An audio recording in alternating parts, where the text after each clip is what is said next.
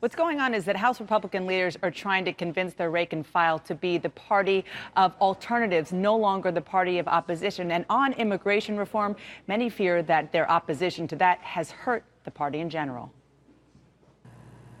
A three-day GOP retreat along the icy waters of Maryland's Chesapeake Bay, where House Republican leaders are pushing members to tread on slippery political terrain, immigration reform. It's been turned into a political football.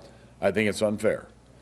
So I think it's time to deal with it. House GOP leaders are proposing legal status for the estimated 11 million undocumented immigrants, not the path to citizenship the Senate approved last year.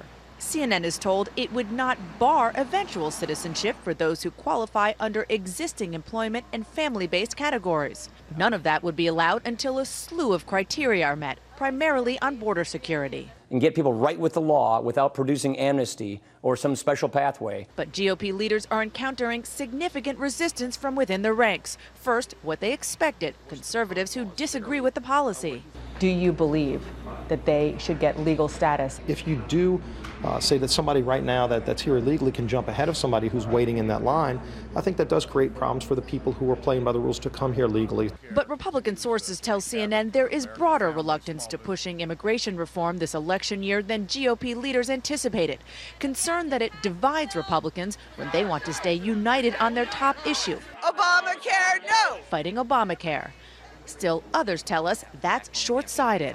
We shouldn't waste the next 8 months and refuse to start tackling this issue. Now, whether Republicans can end this retreat with consensus on how to tackle that issue, Wolf, is an open question. If they do, then there's the question of timing. One thing they're discussing is waiting to do any of this until after this year's primary season to protect their conservatives from challenges from the right.